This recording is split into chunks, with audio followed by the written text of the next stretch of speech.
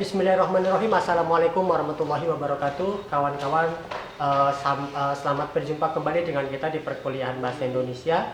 Saya menyampaikan ucapan terima kasih kepada kawan-kawan yang sudah setia mengikuti kegiatan perkuliahan kita di Bahasa Indonesia. Kawan-kawan, saya menitip pesan bahwa pertama, jaga kesehatan keselamatan. Yang kedua, tetap semangat untuk mengikuti perkuliahan kita. Semoga pembelajaran Bahasa Indonesia yang kita ikuti setiap hari dalam konteks mata kuliah kita ini senantiasa memberikan kebermanfaatan dan juga ilmu pengetahuan. Kawan-kawan, kita gunakan metode YouTube seperti ini semata-mata untuk memudahkan.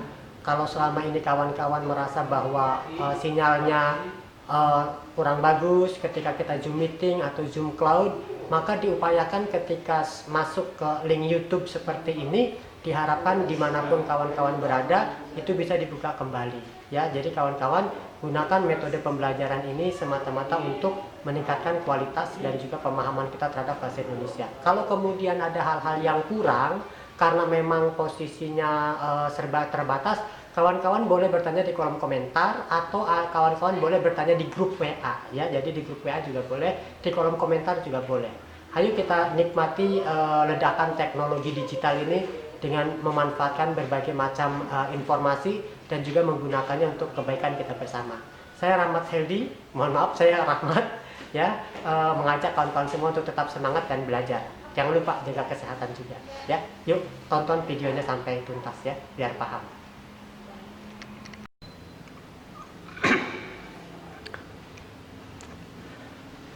Baik kawan-kawan, untuk memulai pertemuan pertama ini, selain kemarin kita sudah mengadakan pertemuan perdana kaitannya dengan peraturan perkuliahan, silabus, tugas-tugas, maka kita akan coba lanjutkan kegiatan ini dengan asal-usul bahasa dan sejarahnya.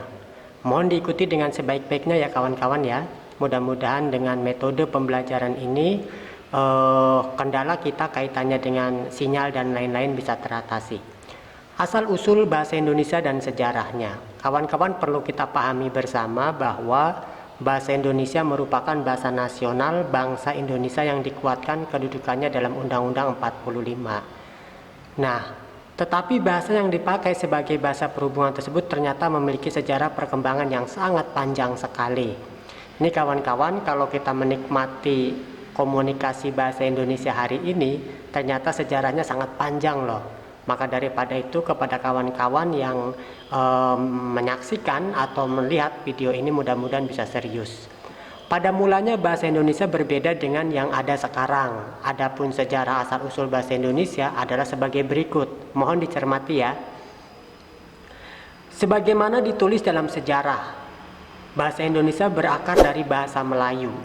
Sebelum kedatangan bangsa Belanda ke Indonesia, bahasa Melayu digunakan sebagai bahasa komunikasi dan bahasa perdagangan antar daerah.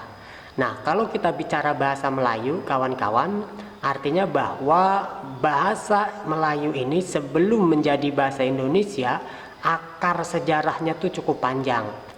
Salah satu gubernur Belanda, yaitu Gubernur Jenderal Roshusen, menunjukkan ketertarikannya kepada bahasa Melayu dan mengusulkan bahasa Melayu dimasukkan sebagai bahasa kegiatan di sekolah-sekolah.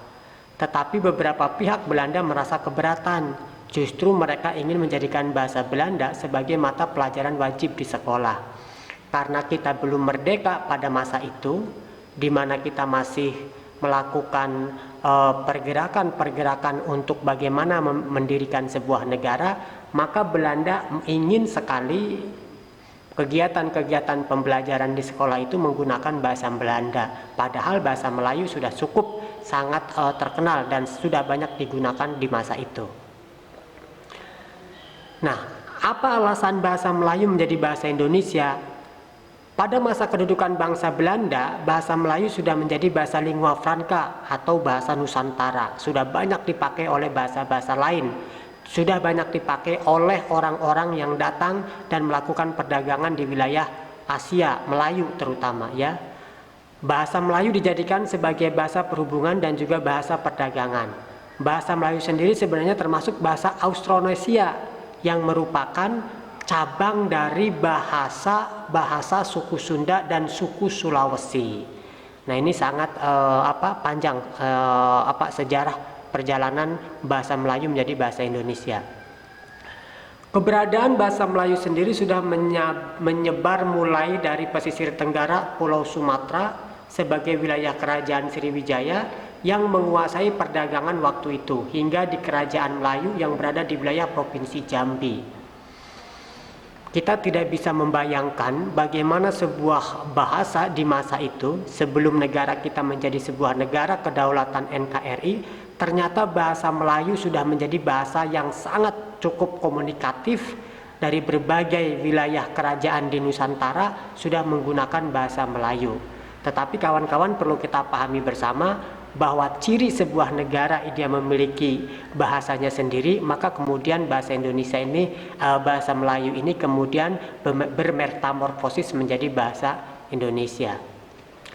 Bahasa Melayu mulai terpecah sekitar abad 19 menjadi bahasa Indonesia yang waktu itu sebagai bangsa Hindia Belanda dan persekutuan tanah Melayu yang sekarang menjadi Malaysia. Di abad 19 bahasa Melayu mulai terpecah, ya, yang sekarang menjadi bahasa Malaysia. Jadi kalau di bahasa Malaysia itu masih menggunakan bahasa Melayu, ya. Sementara di bangsa kita sendiri ini masih menggunakan bahasa Indonesia, ya. Jadi bermetamorfosis, berubah menjadi bangsa Indonesia. Kenapa menjadi bahasa Indonesia? Karena sebuah negara selain memiliki kedaulatan, dia harus punya bendera sendiri, punya wilayah sendiri, pemimpin sendiri, rakyat sendiri, diakui secara de facto, de jure, dan pada akhirnya memiliki bahasanya sendiri, yaitu bahasa Indonesia. Bahasa Melayu dinilai sebagai bahasa yang sederhana dan fleksibel serta bisa diterima masyarakat sekitar, yaitu suku Jawa dan Sunda. Kira-kira itu, ya. Baik, kita lanjutkan kawan-kawan. Hal itu yang menjadi alasan bahasa Melayu merupakan asal-usul bahasa Indonesia, sehingga pada tahun 1927 untuk pertama kalinya bahasa Indonesia digunakan dalam pidato oleh Cahya Datuk Rajo. Pertama kalinya bahasa Indonesia digunakan dalam pidato oleh Cahya Datuk Rajo pada Kongres Pemuda ke-1 tahun 1926. Bahasa Melayu diwacanakan untuk dikembangkan sebagai bahasa dan sastra Indonesia. Jadi masih diwacanakan, tetapi sudah hampir mau digunakan. Dan pada Kongres Pemuda kedua tahun 1928 atau lebih dikenal sebagai Sumpah Pemuda, bahasa Indonesia dijadikan bahasa persatuan. Ingat, ini adalah Kongres Pemuda di tahun 1928. Bahasa Indonesia dijadikan bahasa persatuan, belum resmi menjadi bahasa negara, ya. Kalau resminya itu di tahun 1945. Ini baru peringatan Sumpah Pemuda, ya, di tahun 1928. Kita lanjutkan kawan-kawan. Pada Kongres Sumpah Pemuda ini, Profesor Dr. Muhammad Yamin menegaskan bahasa Indonesia lah yang bisa mempersatukan bangsa Indonesia. Karena secara sosiologis bahasa Indonesia sudah menjadi bahasa persatuan sejak Ikrar Sumpah Pemuda 28 Oktober 1928. Ini pendapat dari Profesor Dr. Muhammad Yamin. Tetapi secara yuridis bahasa Indonesia diakui sebagai bahasa nasional pada tanggal 18 Agustus 1945 setelah Indonesia merdeka. Jadi ketika Sumpah Pemuda hanya dijadikan sebagai bahasa persatuan oleh para pemuda yang ada di Indonesia, ada yang dari Jong Sumatera, ada yang dari Jong Bali, ada yang dari berbagai daerah lah, pemuda-pemuda Indonesia melakukan ikrar Sumpah Pemuda untuk mempersatukan Indonesia. Tetapi secara yuridis hukumnya bahasa Indonesia diakui sebagai bahasa nasional itu pada 18 Agustus 45 setelah Indonesia merdeka. Barulah kemudian bahasa-bahasa yang digunakan dalam konteks sambutan, pendidikan dan lain-lain wajib dan resmi harus menggunakan bahasa Indonesia, kecuali barangkali dalam kehidupan kita sehari-hari, ya. Tapi kalau pidato kenegaraan, kalau mengajar di lembaga-lembaga pendidikan, surat perdagangan, surat menyurat dinas dan lain-lain, kita semua wajib menggunakan bahasa Indonesia secara nasional yang biasa dipakai bahasa baku atau biasa formal. Tapi kalau dalam komunikasi sehari-hari relatif dibebaskan. Karena sejatinya bahasa itu sepanjang bahasa itu bisa dipahami, maka bisa jadi bahasa itu adalah itu yang dipakai. Tapi kalau dalam konteks negara, maka bahasa resmi yang dipakai. Tata bahasanya, tulisannya, dan juga hal-hal lain. Karena itu sebagai penanda bahwa ciri sebuah negara dia memiliki sebuah bahasa, yakni bahasa Indonesia. Lanjutkan ya kawan-kawan. Itulah sejarah asal mulanya bahasa Indonesia.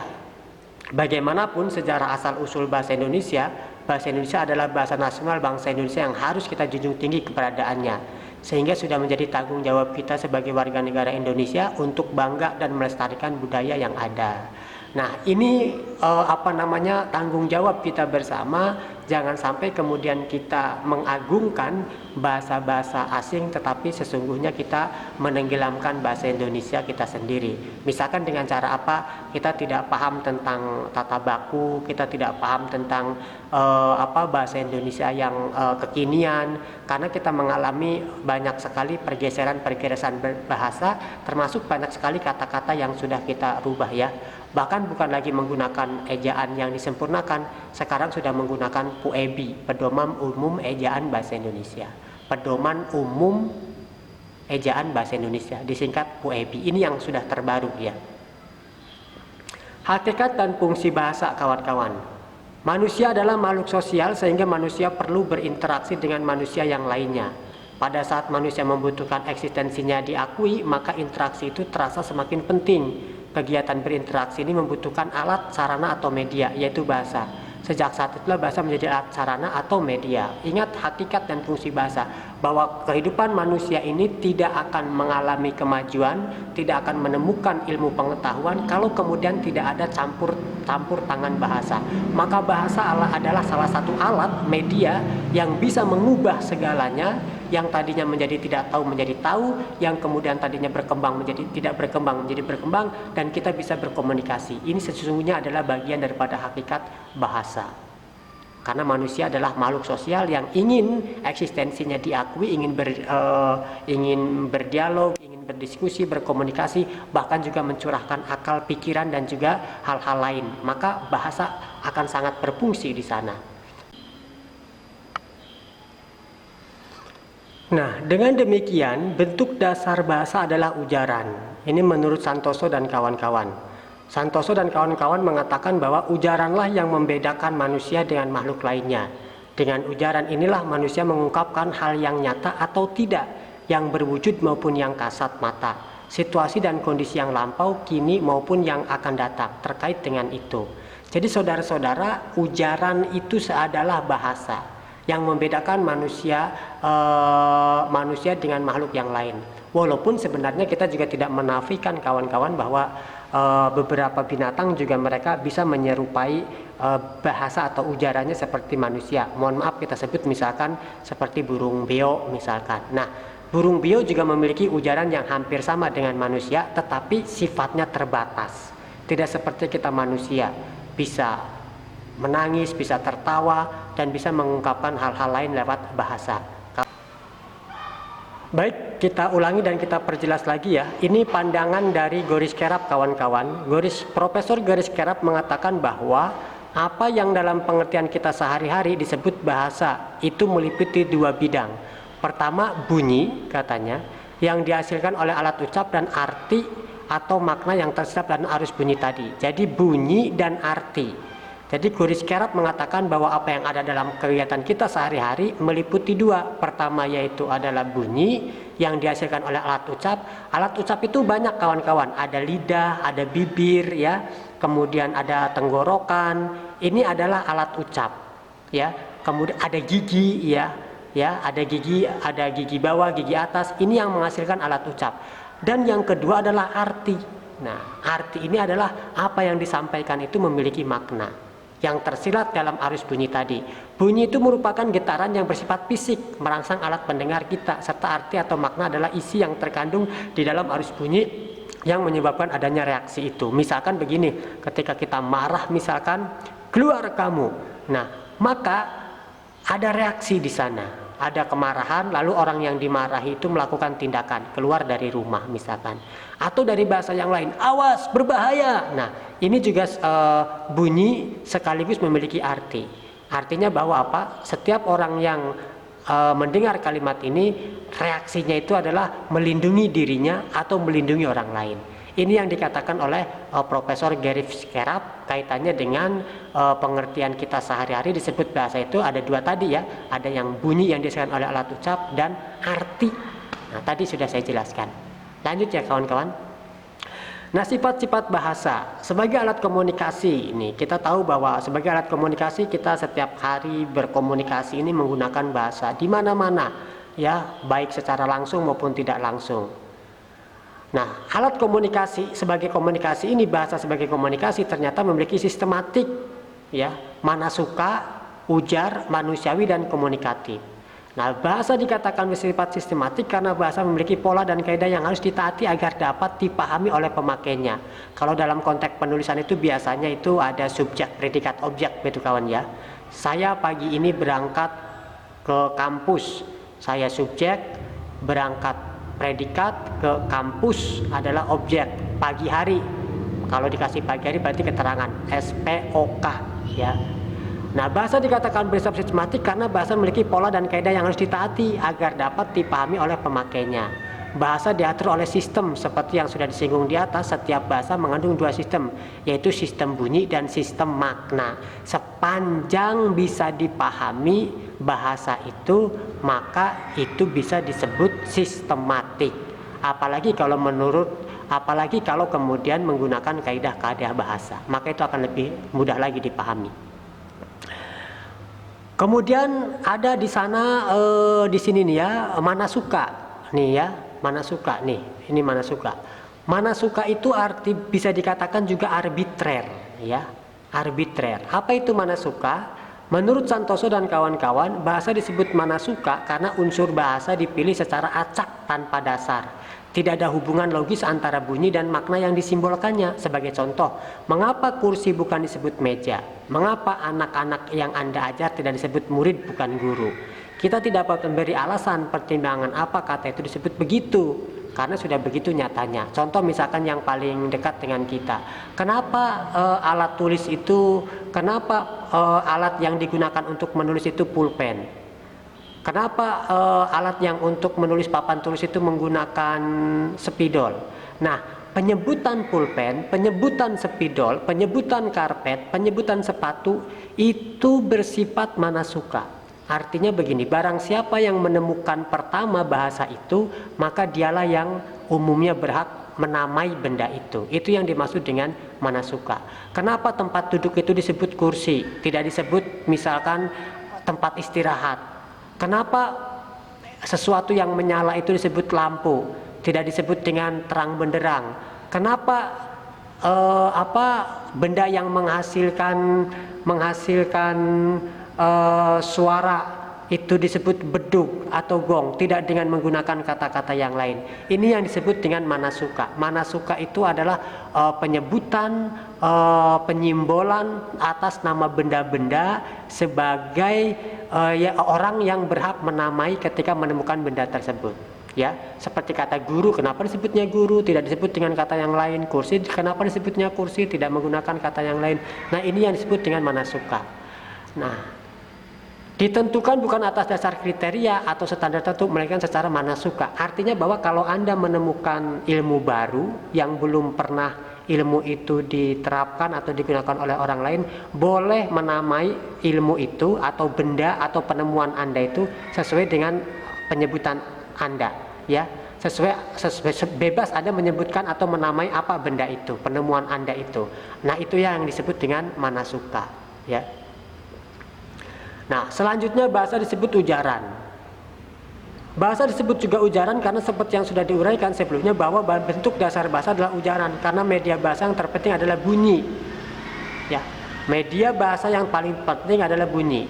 Bahasa disebut bersifat manusiawi karena bahasa menjadi berfungsi selama manusia yang memanfaatkannya, bukan makhluk lainnya. Disebut manusiawi sepanjang berfungsi manusia yang memanfaatkannya, bukan makhluk lainnya. Ya, walaupun ada juga tidak bisa berkomunikasi dengan manusia, hanya sebatas meniru, dan itu bahasanya juga terbatas. Terakhir, bahasa disebut bersifat komunikatif karena fungsi utama bahasa adalah sebagai alat berkomunikasi atau alat perhubungan antar anggota-anggota masyarakat. Ini yang sering dipakai oleh kehidupan kita sehari-hari. Kawan-kawan, sebelum kita akhiri, kita coba pahami tentang fungsi bahasa ya. Pertama, dari fungsi bahasa itu sebagai alat komunikasi. Nah, Santoso dan kawan-kawan mengatakan bahwa bahasa adalah alat komunikasi. Satu, fungsi informasi, menyampaikan informasi timbal balik antar anggota keluarga. Yang kedua, fungsi ekspresi, untuk menyalurkan perasaan, sikap, gagasan, emosi atau tekanan-tekanan perasaan pembaca. Misalkan Anda bisa menyanyi, Anda bisa baca puisi, Anda kemudian berteriak, Anda menangis, Anda kemudian melakukan kegiatan-kegiatan yang membuat Anda merasa tenang, merasa terbebas. Ini bagian daripada fungsi bahasa sebagai bentuk fungsi ekspresi diri. Yang ketiga, fungsi adaptasi dan integrasi, yaitu untuk menyesuaikan dan membaurkan diri dengan anggota masyarakat. Melalui bahasa, seorang anggota masyarakat sedikit demi sedikit belajar dari adat istiadat dan kebudayaan. Contoh misalkan, ketika ada orang yang kehidupannya di terminal Pakupatan, ketika dia datang ke rumah seorang kiai atau datang ke kampus, tentu bahasa-bahasa yang keras di terminal itu tidak akan dipakai di dalam konteks dunia pesantren, di rumah kiai, di kampus. Nah, ini yang dimaksud dengan fungsi adaptasi. Jadi bahasa yang tidak pas di suatu tempat itu harus disesuaikan di tempat yang lain. Untuk apa? Untuk menjaga saling hormat menghormati. Nah, misalkan saja orang yang tinggal di pesisir pantai, dia akan bicara keras karena berlawanan dengan deburan ombak. Maka di posisi itu ketika dia tinggal atau barangkali dia pindah ke tempat yang lain atau datang ke rumah saudara atau barangkali ke orang-orang yang dituakan, di posisi itu dia harus bisa beradaptasi. Walaupun di situasi laut bertarung dengan ombak, tetapi di posisi yang lain dia juga harus adaptasi sendiri begitu ya. Jadi tidak boleh kita itu kemudian suara keras itu dibawa kepada situasi yang berbeda. Itu yang dimaksud dengan fungsi adaptasi. Nah, untuk fungsi kontrol sosial yang keempat, bahasa berfungsi untuk mempengaruhi sikap dan pendapat orang lain. Bila fungsi ini berlaku dengan baik, maka semua kegiatan sosial akan berlangsung dengan baik pula. Dengan bahasa, seseorang dapat mengembangkan kepribadian dan nilai-nilai sosial kepada tingkat yang lebih berkualitas. Nah, misalkan begini saja saudara kawan-kawan, fungsi kontrol sosial, misalkan ada kawan kita yang ribut dan sebagainya, maka itu bisa diselesaikan dengan bahasa. Di kampung, karena mungkin banyak sekali kejahatan-kejahatan atau barangkali tindak-tindak pidana, maka dengan bahasa ini kita bisa melakukan kontrol sosial. Apakah dengan menggunakan rapat RT RW atau juga bisa mengumumkan kegiatan ronda menggunakan pengeras suara atau pelantang atau pakai mic, menggunakan mic speaker. Ini yang dimaksud dengan bahasa sebagai fungsi kontrol sosial ya. Nah, sejalan dengan pendapat di atas, Haliday mengemukakan fungsi bahasa. Di antaranya ada fungsi instrumental, yakni bahasa digunakan untuk memperoleh sesuatu. Yang kedua, fungsi regulatoris, yaitu bahasa digunakan untuk mengendalikan perilaku orang lain. Dan yang ketiga, fungsi interaksional, bahasa digunakan untuk berinteraksi dengan orang lain. Keempat, fungsi personal, bahasa dapat digunakan untuk berinteraksi dengan orang lain. Kelima, fungsi heuristik, yakni bahasa dapat digunakan untuk belajar dan menemukan sesuatu. Yang keenam, fungsi imajinatif, yakni bahasa dapat difungsikan untuk menciptakan dunia imajinasi. Di sini ada cerpen, ada novel, ada puisi. Nih di bagian yang keenam. Yang ketujuh, fungsi representasional, bahasa difungsikan untuk menyampaikan informasi. Nah, itu dulu kawan-kawan untuk materi kita kali ini. Mudah-mudahan bisa dipahami dan juga bisa diikuti. Jangan lupa kalau kemudian ada yang membingungkan dan juga ada yang masih belum bisa dipahami, boleh tulis di kolom komentar saja ya pertanyaan-pertanyaannya. Atau barangkali juga ada hal-hal yang lain kaitannya dengan materi ini. Kalau masih bersinggungan atau masih nyambung dengan materi kita, boleh juga diisi di kolom komentar. Ini untuk memudahkan kita agar kemudian tidak terputus komunikasi. Karena kalau kita menggunakan Zoom meeting, kita selalu katanya sinyalnya lelet dan lain-lain ya, atau tidak ada sinyal, kemudian juga terganggu dan lain.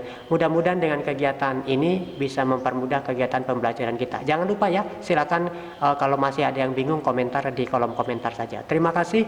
Wassalamualaikum warahmatullahi wabarakatuh.